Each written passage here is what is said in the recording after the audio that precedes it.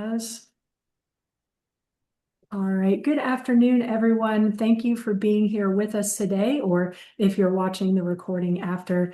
My name is Elaine Swain. I'm the Executive Director for Mental Health America of Spartanburg County, and just happy to have you for our first educational series offering of 2026.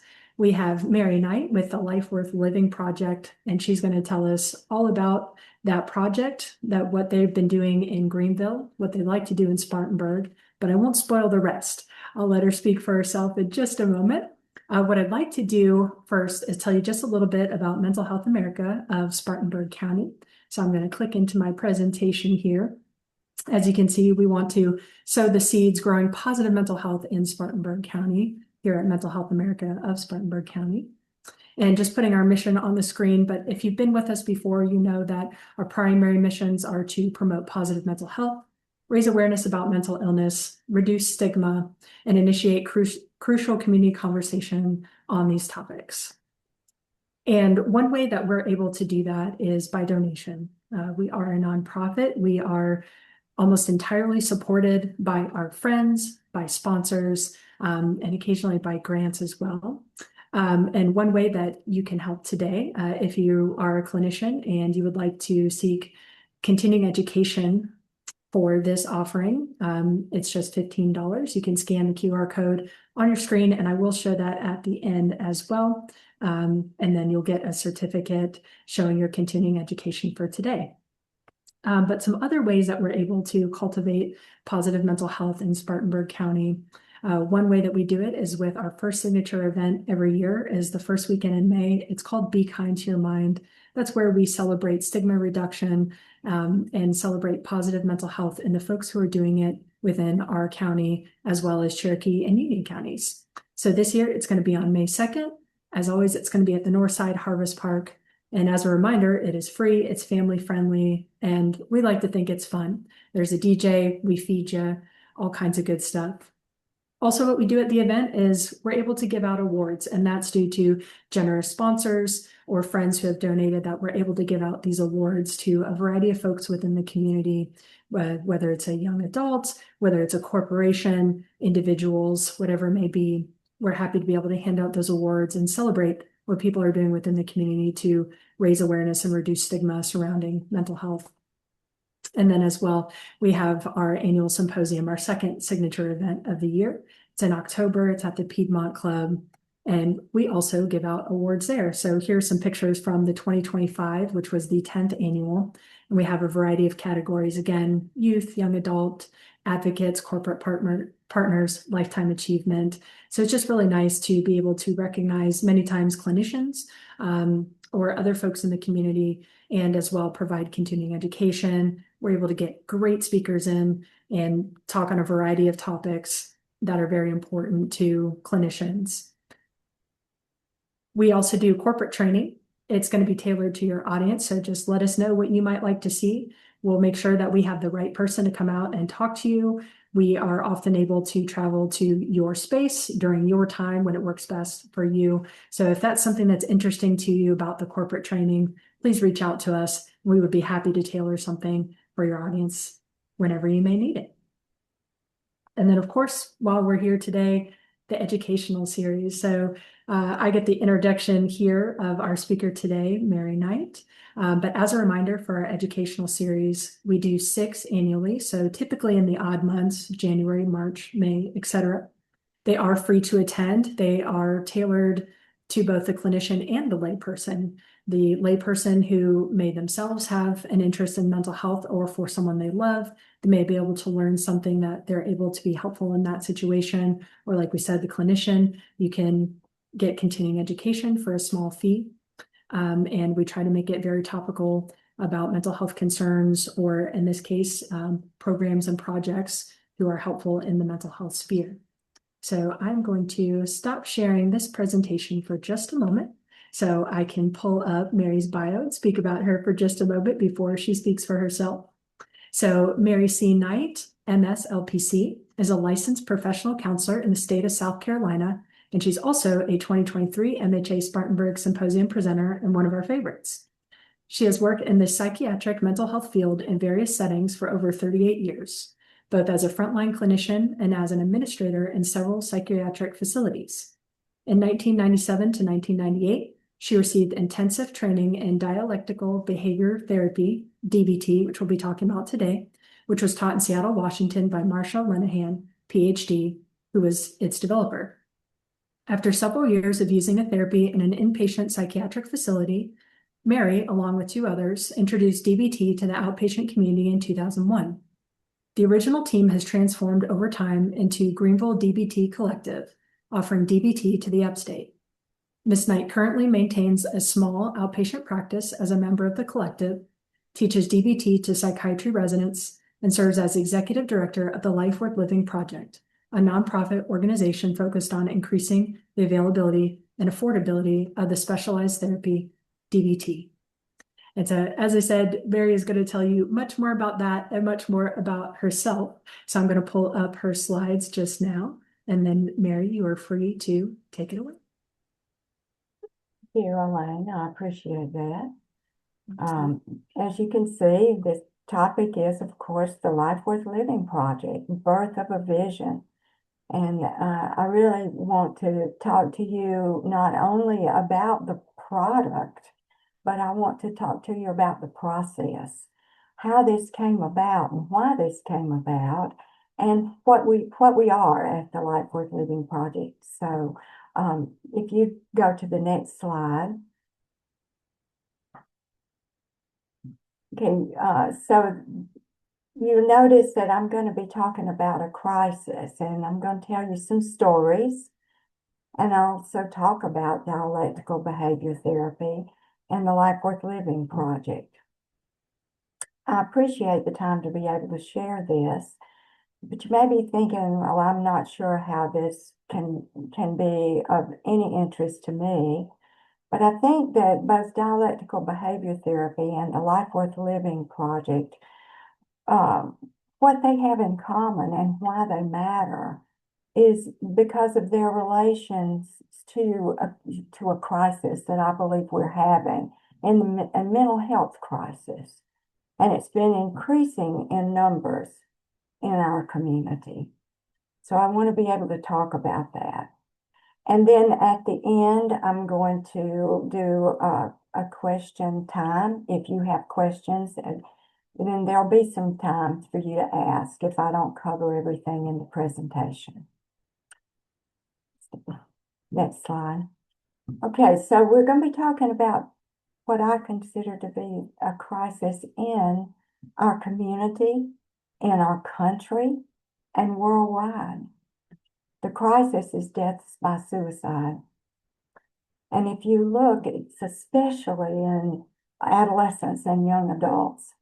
You can see the statistics on this slide that in the past decade, they've increased across our country, 48% among adolescents and 39% among young adults. And in fact, it was the death by suicide of an adolescent that really started work on the Life Worth Living Project. And I'll tell you more about that in a few minutes. 1.7 million people in the United States attempted suicide in 2021. And 10% of youth in grades 9 through 12 had a suicide attempt. So this to me really is what would be called a crisis. What is a crisis? A crisis is a time of intense difficulty, trouble, or danger. And that's exactly what I think this is, and it is in our country and in our community. Okay, next slide. The World Health Organization estimates that nearly 1 million people die by suicide annually, and that's worldwide. Furthermore, 40% who attempt suicide do not receive any care. And half of the people who do receive care report that treatment doesn't meet their needs. So we have a crisis happening, which is death by suicide. Many, almost half don't receive any kind of mental health care, even though it's a mental health problem. And then half of those who do receive it say it doesn't meet their needs. I want to take a little side trail now that we've sort of got the idea that there is a crisis and it is a problem, and it is worldwide, nationwide, and it is in our community. I want to take a little bunny trail and I want to talk to you about solving problems, because this is a problem. And so, one of the wonderful things about DBT is that there are a lot of different sort of ways that DBT teaches people skills. And one of the skills that we teach in DBT is problem solving. Not every problem can be solved, and there are, a multitude of problems, big ones and small ones. But it's always good to try. It takes courage, but it's always good to try. So let's talk about the process first of problem solving. So next slide.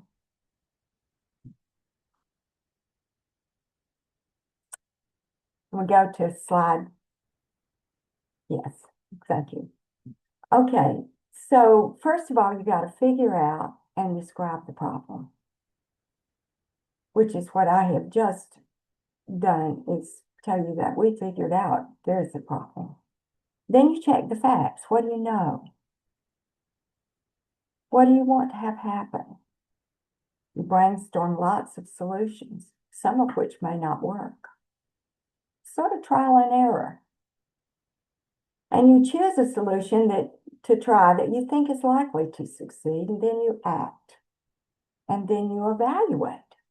Did this work? Is it working? If not, you try a new solution.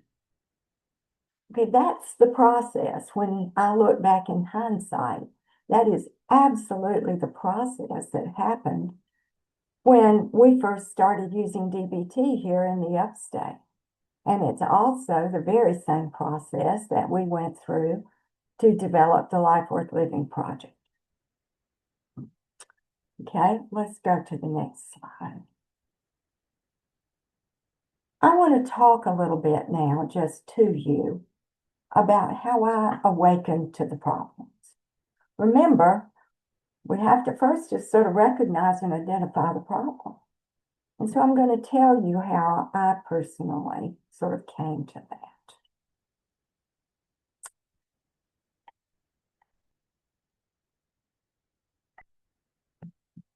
So in my profession, when I first came to South Carolina, which was in the middle 90s, I learned that suicide is certainly a crisis for the individual. The idea of wanting, suicidal thinking, of suicidal behaviors, the idea of wanting to die, the idea of thinking that a person's life is not worth living. I learned this in my profession. I first became aware of it when I started working inpatient psychiatric care. In the mid-1990s, as a clinical director in a psychiatric hospital, my staff and I realized that we really were not successful in giving certain patients what they needed to recover, at least not to recover on the long term. These individuals re-entered inpatient care time after time, and you may know somebody, or you may have even been somebody who had this same dilemma, where, the person would re-enter time after time, often suicidal again, maybe having an unsuccessful suicide attempt, feeling like a failure at both life and death. And sometimes the person wouldn't come back because the person had finally succeeded. It was in recognizing only that painful problem that we were not giving people what they needed on the long term. It was in recognizing that problem that of our clinical insufficiency and the suffering that these individuals had that we were treating that led us to search for something better. We were looking for, we were checking the facts. We were seeing what was out there. What can we do? What can we possibly offer to folks? Now, that's not to say that everybody that's hospitalized because they're feeling suicidal comes back again and again, because many times people do get what they need, but there are also many more where they don't. There are folks who are in this situation that what happens for them, both in the hospital and in the community, may not be exactly what is needed. And so they return again and again. So we began looking for something. And what we happened on was dialectical behavior therapy. You heard when Elaine introduced me that I was trained in dialectical behavior therapy back in the 90s. And the reason that I was trained in this was because we realized we needed something like DBT. We needed something to help people who just could not get past these intense emotions that stirred in them the idea that their lives just weren't living anymore, and it would happen over and over. So we found DBT. It was very new at the time, but it had very promising research, and that was really good for us.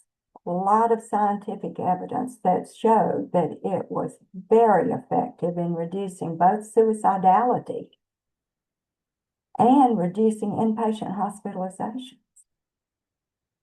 So, as it turned out, several of us were able to go and get trained. I did go to Seattle, Washington, and spent time out there and went through the training and came back, and we took whatever we could and we began using it in the hospital setting. And we began encouraging people by giving them what we could in that particular setting. And that was how I professionally became aware of the crisis that I'm talking about today, the one that's still been growing ever since then, increasing in numbers, and especially in the young people. Around this same time, I also had a personal experience. And this personal experience taught me more about the effect of suicide. In October of 1997, I got a call from my middle school age daughter that her best friend was dead. She had died by suicide at 13 years old. My daughter, of course, was completely distraught, and then I became distraught. What I learned about this situation was that even though this 13-year-old had expressed suicidal thoughts to several others, she had never received any treatment. I'm really uncertain of all the reasons why not. And of course, at that time, dialectical behavior therapy wouldn't have been available anyway. But I did, even though I was uncertain about all the circumstances around it, I did become certain of one thing. And that is that when I worked in a hospital, what I became acquainted with was the individual misery of the one individual who was feeling suicidal, feeling so distraught about his or her or their lives, feeling so much misery that life felt unbearable. I became aware of that individual misery. And this, I became aware community misery. I became certain of one thing, and that is that suicide is not a one-person event. It's really not. It affects people in a community. It has a widespread effect and a long-lasting effect. Right now, I want you to stop and think.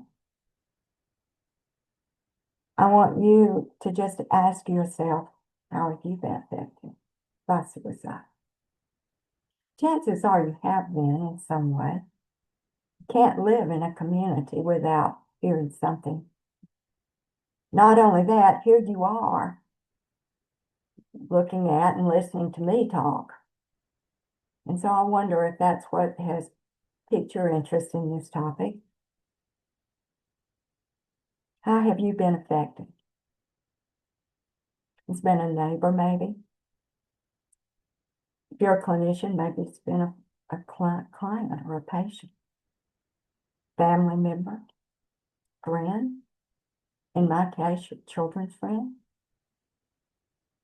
Maybe it's you. Maybe you felt suicidal. I don't know. It truly touches all of us in some painful way.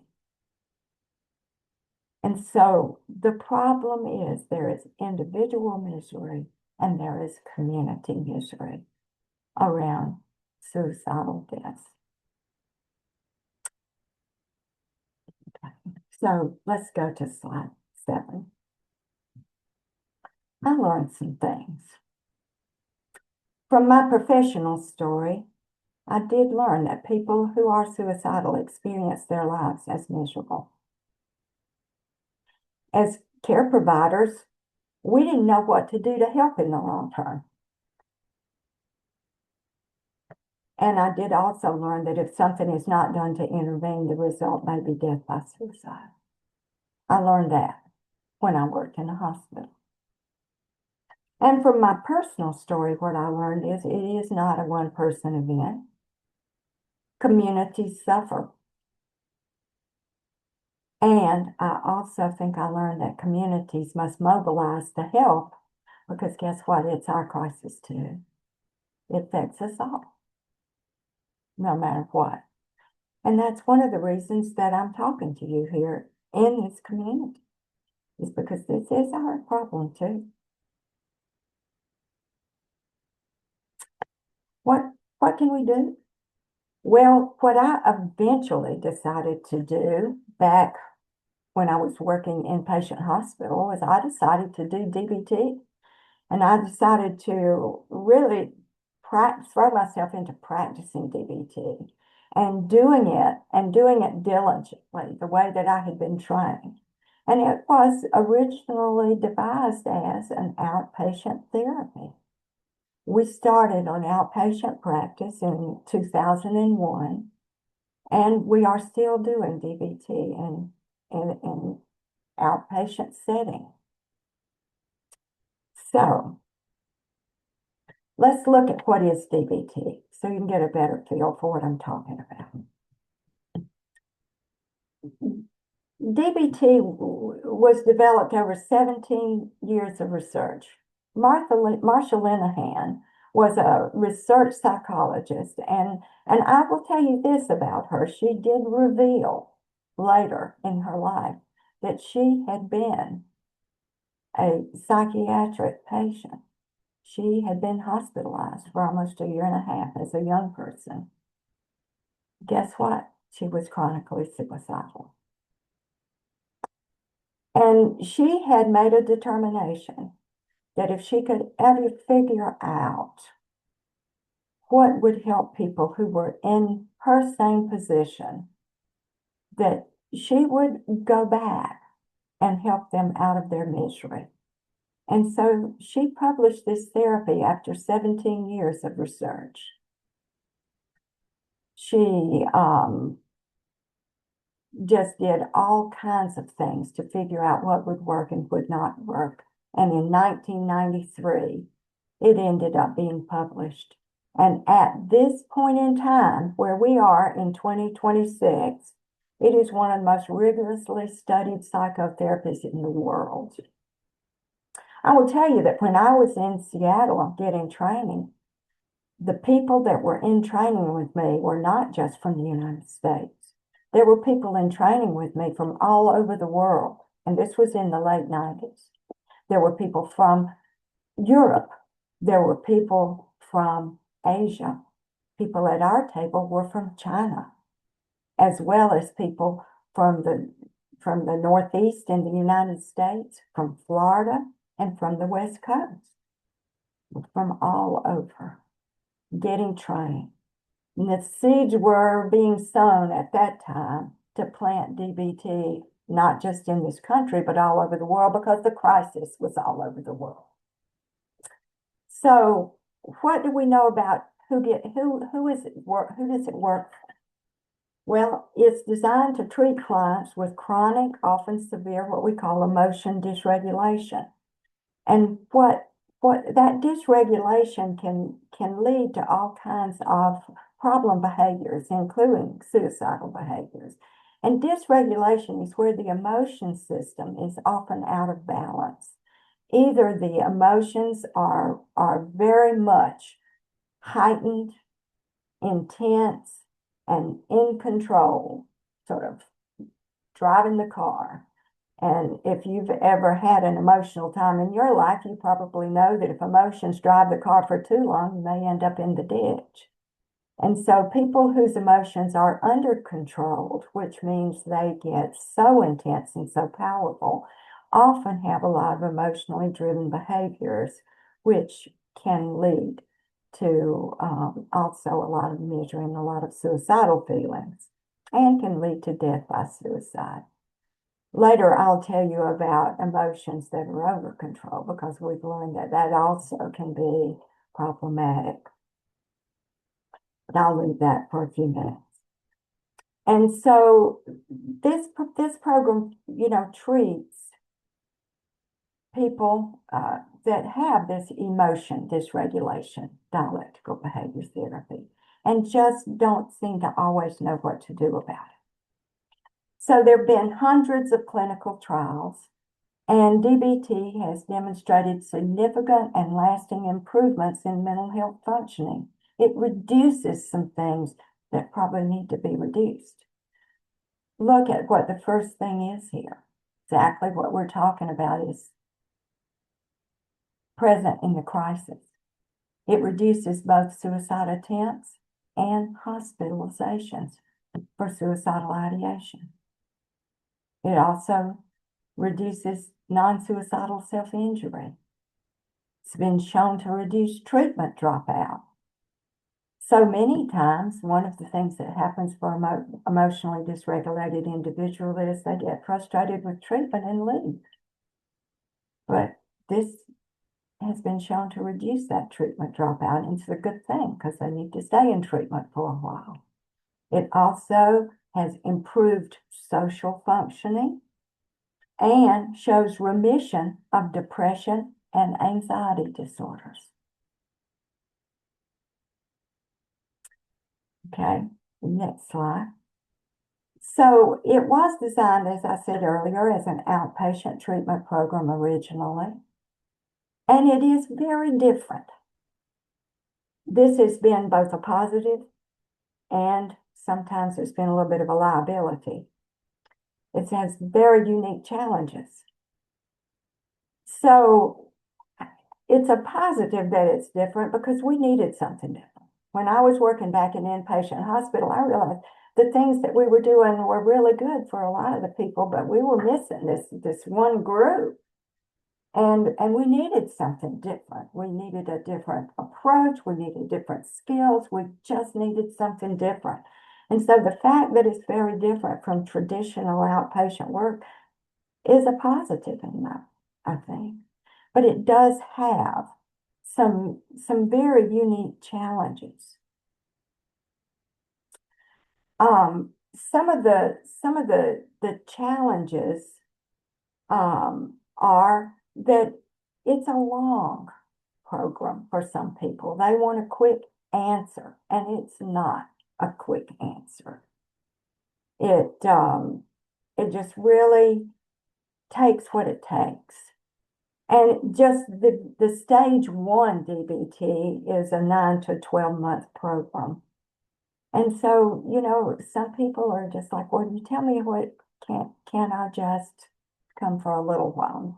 No, not really. The research doesn't support all of that. And so, it does have unique challenges as far as treatment length, and we'll talk about more of the challenges in a minute.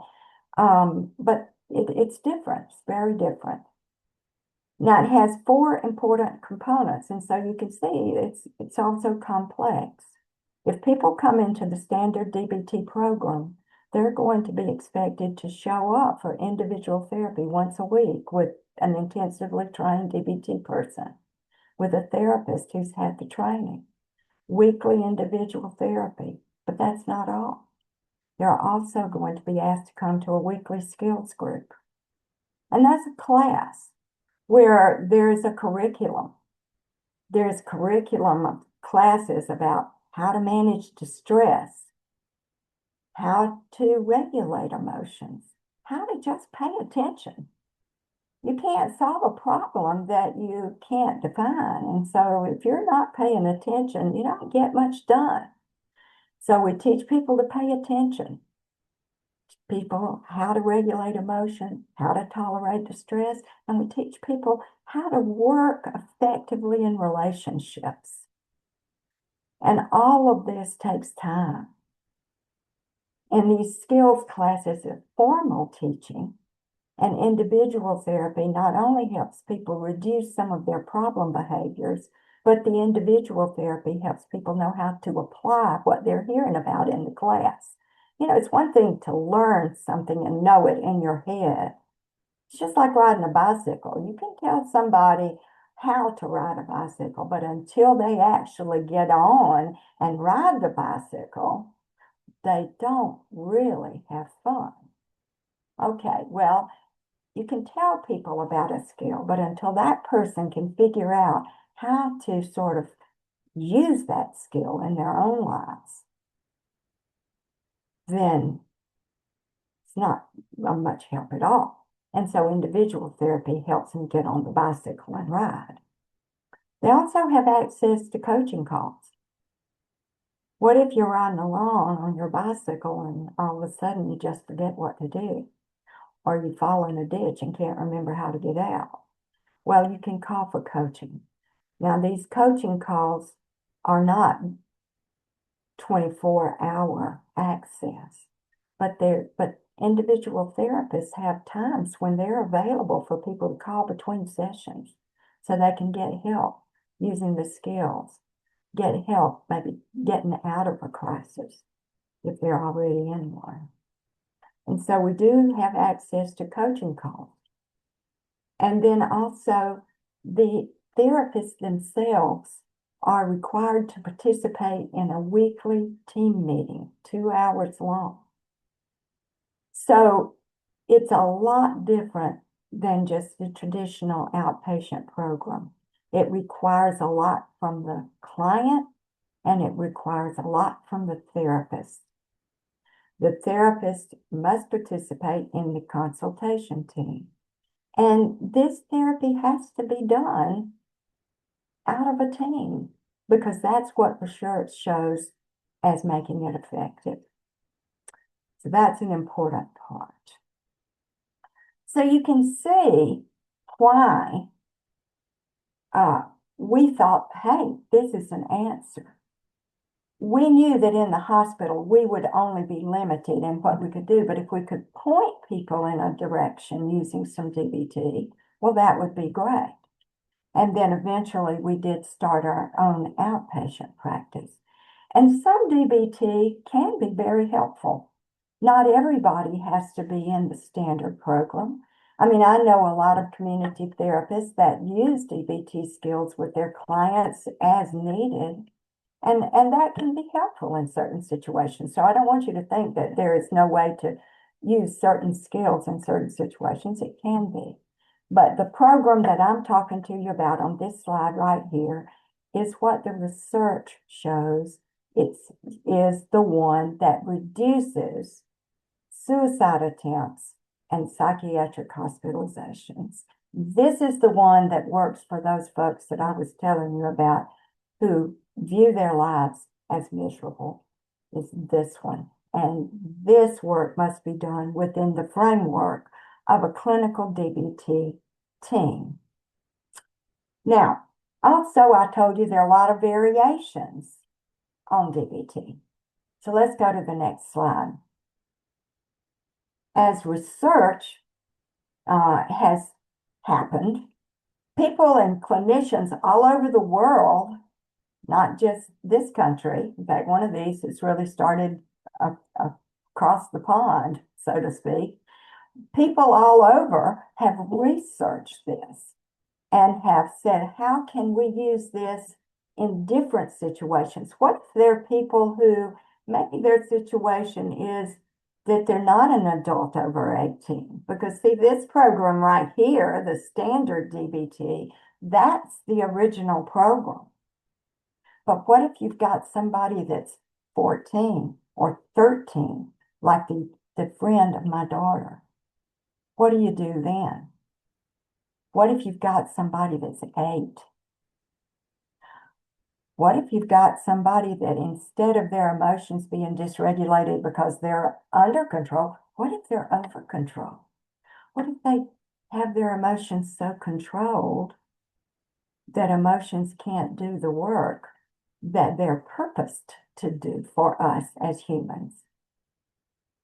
So there have been some recent adaptations, and research has been done on these. And all of these adaptations right here that you're looking at on this slide, they're available in the upstate community. And they are all what we call evidence-based. They all have research that show them as effective therapy for the particular population. Standard DBT, the one that's been around for a very long time, and it's the one that I have practiced for almost 30 years now. And that's for adults that are 18 and over that have under controlled emotions that are dysregulated. These recent adaptations are really neat. The very newest one, this is the newest one, and it's an adaptation for children. And this adaptation for children came out of research in New York State in a residential treatment center. And it has been shown, it has been researched, it has been shown to be effective for children ages 7 to 12. And this treatment also includes the family, because to treat the child, we treat the family. And in this, really, the parent is, there has to be at least one parent involved, and the parent is involved even long before the child is involved. And so this unique therapy is quite helpful because, believe it or not, there are children 7 to 12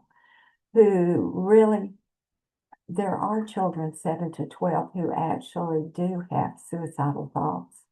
And we also know of children, unfortunately, that have died by suicide in this age range. And so there is a need for this. And then, like I said, it is being offered in our community. It's the newest one. The oldest adaptation is for adolescents, and it's also being offered in our community. And then adolescents, usually we would say 13 to 18, that's flexible. Sometimes we have older 19-year-olds or whatever that may still be living at home. DBT for adolescents also includes the family. Everybody goes to group together. Now, they don't do individual therapy together, but they do group together. And they're all learning the skills at the same time. And then radically open DBT. This came from England. This is where some therapists in England actually realized that people had problems where they were controlling their emotions too much. Because as human beings, we have our emotions for a reason. They help us navigate life. They're just a dial on our control panel, just like our cognitive thoughts that out of our intellectual brains. We've got emotions, and they help us navigate life effectively. And if they're over control, that navigation doesn't happen so well. So you can see why we thought, when I was working in patient hospital, we have a therapy, and we have a therapy that now is for a wide variety of ages. It's all supported by research. We have people that are trained in this therapy. and we can address the crisis. And so we just sort of put our nose to the grindstone and started doing DBT every way we could in our community. Okay, next slide. Okay, so then all of a sudden, somebody says, wait, you still have a problem. Sometimes when you get yourself very involved in something, you may not notice everything that's going on. You may not notice your car's about to run out of gas, or maybe you don't have enough air in your tires. I don't know. And it takes something to help you realize that. Well, that's where we were. We were not really paying attention to the fact that we still had a problem. But in 2022, our group that was doing DBT, the Greenville DBT Collective, we were approached by a group of invested community members. And they approached us and said, you do have a problem. You're doing the therapy. But people have trouble getting the therapy. There's limited access. What happened at that particular time is there were some incidents of young people that became very well known in the community. And communities with young people that are contemplating suicide and dying by suicide, those communities are looking for solutions. And this group of invested community members said, this therapy is great, and we're so glad that it really helps, but people are having difficulty accessing the treatment. And we knew that access was a problem because we had wait lists. I think we started in 2001, and right along the first or second year, maybe the third year that we were practicing, we began a wait list, and I don't know of a time we haven't had a wait list since then. So we knew there was a problem of access because people would say, how long am I going to have to wait? We knew that there weren't enough DBT trained therapists and teams in the community to meet the need. We just didn't know what to do about it. And maybe that was when we sort of looked the other way, and we weren't getting very far on our problem solving sort of thing, because we were just sort of stalled out. A lot of times people don't work on solutions to problems when they don't know what to do. And that's kind of where we were. But these invested community members just really brought the problem home to us and asked us to collaborate with them to make this better in upstate South Carolina. So that's what we decided to do. So this began the work of formation of the Life Worth Living Project. This was us starting to solve again, go through that problem-solving process that I showed you earlier of looking at what is the problem? What are the facts about the problem? What are some possible solutions? What do we need to do?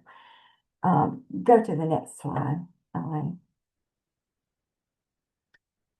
So we started asking ourselves, why is this a problem? Why is it limited access? Although we had some ideas, we really wanted to really look at it. And for years, our little collaborative group, we started in 2022, our little collaborative group asked these questions, like, why is access limited? And we discovered that many people who needed DBT didn't even know it existed. I will tell you, it's quite a heartache to hear somebody say, I wish I had known about DBT because, and then they tell you about someone that didn't get treatment and died by suicide. That hurts, but I have heard that. I heard people say that we wish we knew about you. So we know that many people who need it don't even know about it. And we believe its existence and effectiveness is not common knowledge in our community. But then also there are people who know about it, but they must stay on a wait list, sometimes weeks, sometimes months. That's really inconvenient when you're feeling suicidal, as you can well imagine. And why is that? Why is that? Because there are not enough trained clinicians. There are not enough people trained in DBT. There are not enough teams. Because I will tell you this, it takes a team for the patient and the clinician. It takes a team. So there are not enough trained clinicians in the community and not enough teams that are doing the thing. And then even if a person finds a team, gets on a wait list and becomes a SIT, then there's the issue of cost. Many people can't afford it. So the cost of the program is financially prohibitive for some individuals and families. Okay, next slide. Um, so, over a 3-year period of work, this collaborative group that was made up of community members and DBT therapists, we developed this independent, homegrown nonprofit organization. And we did it with help of a startup funding from a local foundation who was concerned. We did have to face a lot of other little smaller problems in this period of work. Some of these problems are the result of the nature of DBT itself. It's very different, as I told you earlier, it's unique. It doesn't fit into the framework and labels of many institutions, such as insurance companies and maybe public and private health entities and government programs, because it is so different. It doesn't always fit into organizations. And so what happens a lot of times is there's conflict or a sort of a disparity between what the organization wants or requires and what research shows is effective. And the clinicians often get into quite a dilemma about that, which is one reason we started our own independent entity to do DBT. And, it also takes a therapist who really wants to do DBT. It's not easy to be a DBT therapist because it can be frustrating work, which is and then frightening work because we're sending people home that say that they are suicidal. And you need a team to really sort of do that work so the therapist can also have support.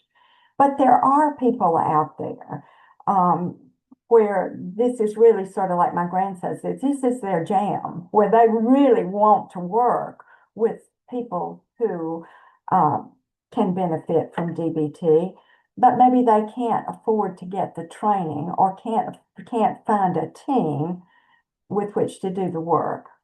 So, there are some real challenges, but we have tried to problem solve around all of those. So this is not, the Life Worth Living Project itself is not a treatment provider, but rather it's an organization whose framework is designed to solve the problems of access that I was just telling you about. In this access to this specific treatment that reduces the occurrence of suicide, and that's DBT. So the realization began in fall of 2025.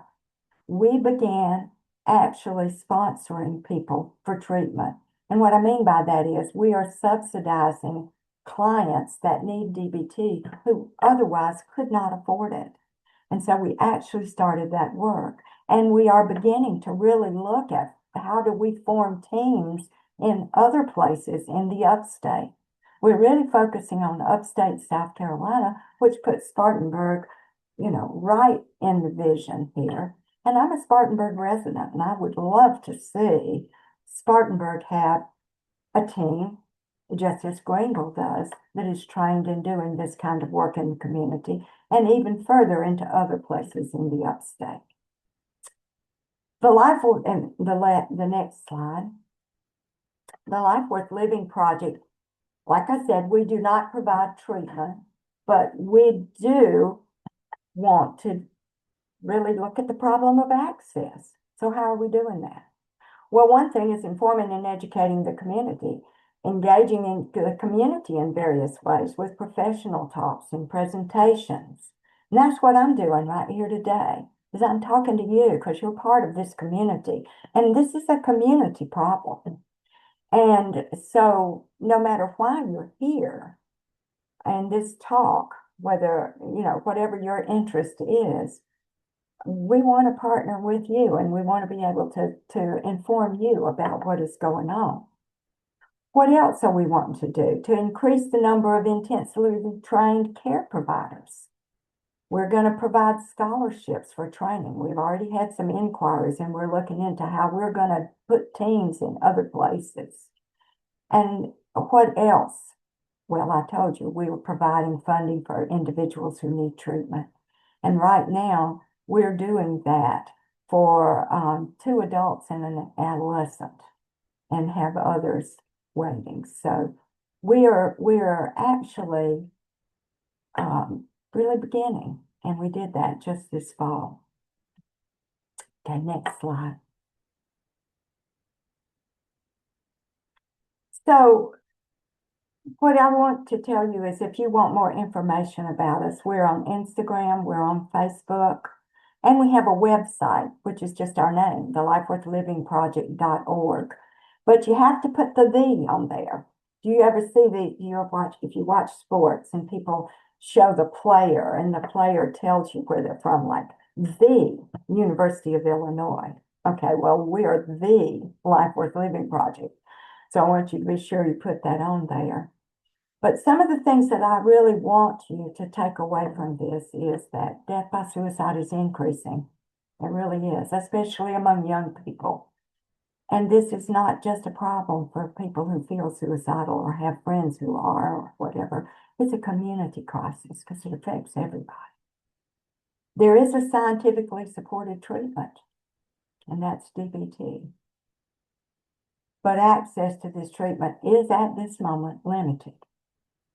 There is a project to increase access. Now, we are fledgling, we really are, but we're going, and we're designed to increase access to this treatment to all who need it in the upstate, because we believe that mental health care should not be a luxury.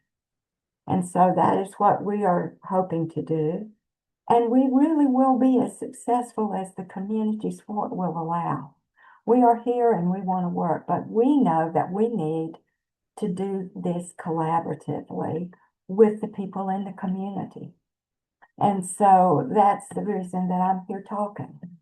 There are ways that you all can help. If nothing else, just tell people about us. And I do want to give it time for questions before we're over, and I think we probably need to do that. Okay. I really appreciate your time. I hope I didn't ramble too much. Any questions? Well, thank you so much, Mary. You definitely did not ramble, and it's so important that the work that you're all doing, and we really appreciate you sharing your personal and professional stories both today. So I'm going to go ahead and stop sharing my screen at this time so I can open up the chat. Okay. And certainly if anyone has any questions, please feel free to put them in the chat.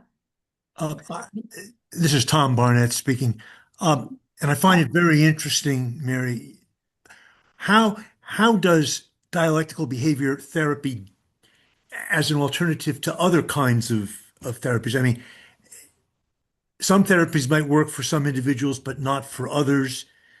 Where does this fit in all of that? You mean as far as what As a, kind of situation does DBT work for that others do not? yeah, I mean that's probably a valid way to translate the question. Okay. So for folks where emotion dysregulation is the central problem, and that can be people with diagnoses of BPD, bipolar disorder. Sometimes it can be depression and anxiety, but where they have an emotion dysregulation problem, And that emotion dysregulation problem creates for them behaviors that are maybe even on the short term effective, but on the long term very ineffective. And that the DBT it works in two ways. It helps people stop some of the things that they may be doing on the short term to help regulate emotion. For example, self-harm behavior. Self-harm behavior on the short term works, or people wouldn't keep doing it. It has certain reward for that behavior.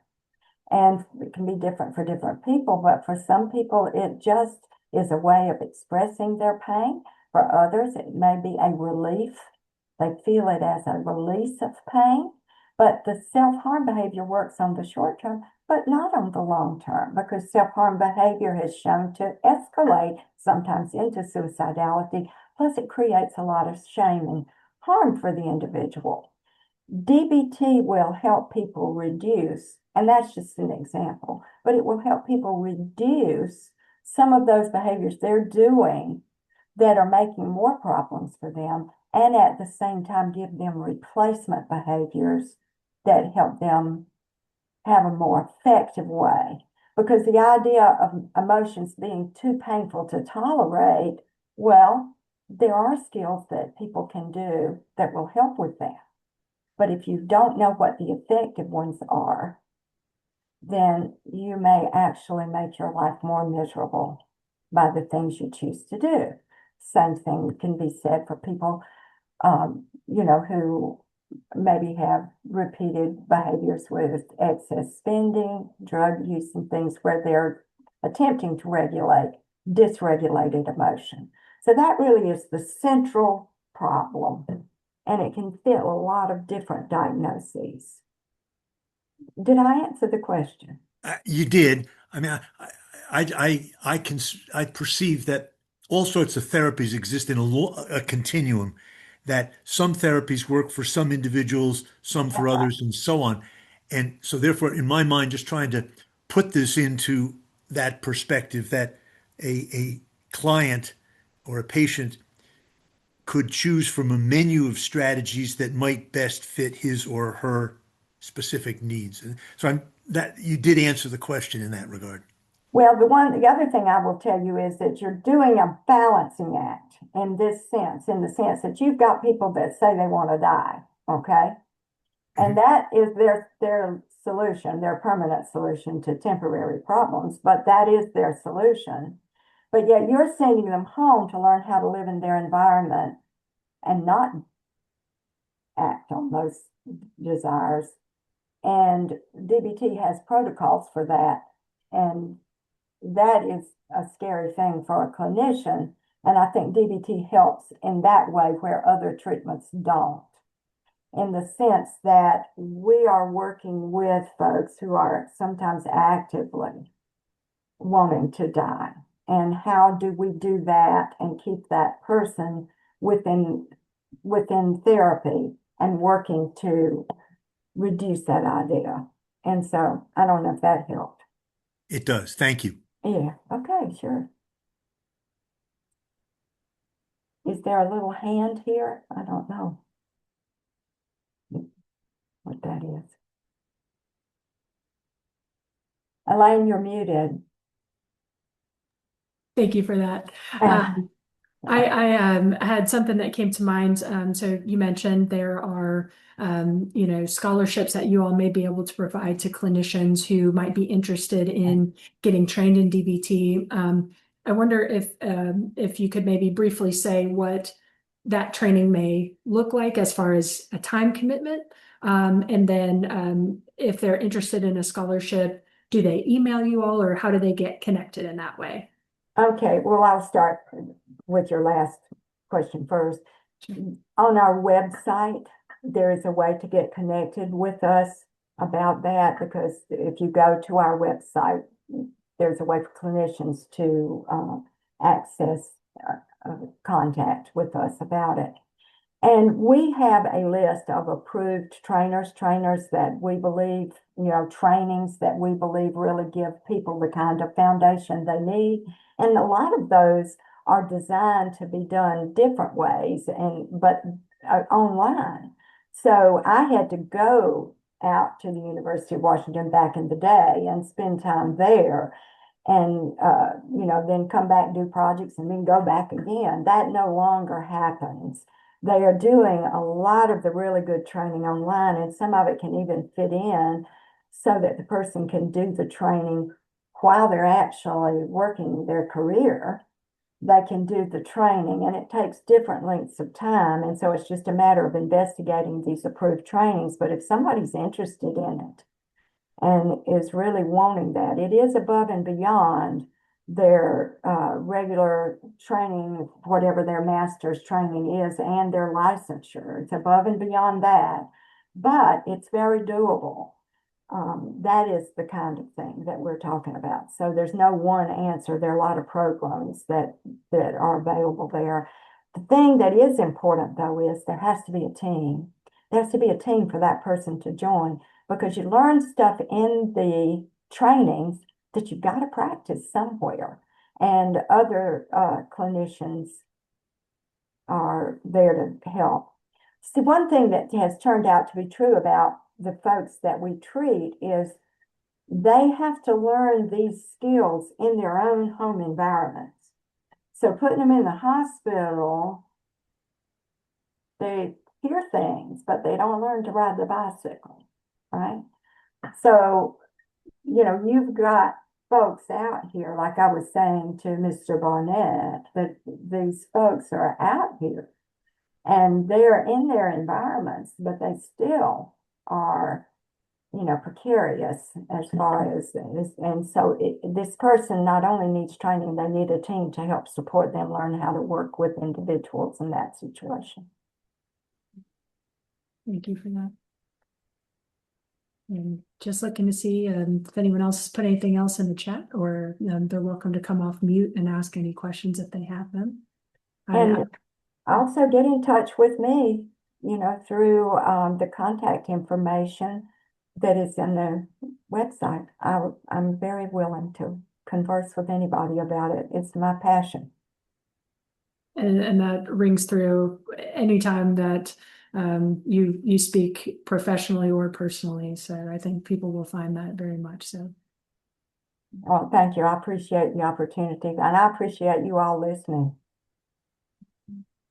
I think one final thing, I know we were talking a little bit, but if you wanted to talk about any upcoming events or trainings that the Life Worth Living Project has on the horizon that maybe people can keep an eye out for and support you all or get more information. Oh, well, that would be great. I think, you know what, I didn't even think about that. So, one of the things that we are going to be doing is a spring event, and I think we're going to be doing a Mahjong tournament, and one in Greenville and one in Spartanburg. And the date hasn't been set yet, but I'll probably tell Elaine as one of the first people that knows when that's going to be. And the other thing is that I think it is on the 29th of January. I think I'm going to be on Channel 7 and Megan's program. So Perfect. yeah, so on the 29th of January, I think I'll be on Channel 7 TV with Megan Heidelberg. Well, perfect. I hope. We'd be more than happy to share any of that, and we'll certainly keep an eye out in the spring for the Mahjong tournament. That's pretty fun. So Yeah. All right. Well, I'm not seeing any other questions in the chat. We'll give everyone just one more second if they want to hop off mute and ask you a question. I'll stop talking for a moment.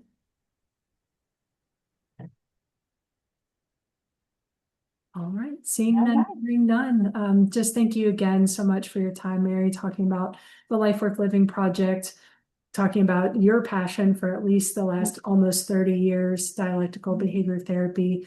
So, for all who are listening or watching, please do check out the Life Worth Living Project, follow them on social media, sign up for any newsletter or information that they have. And we just thank you all for attending today and watching. Thank you.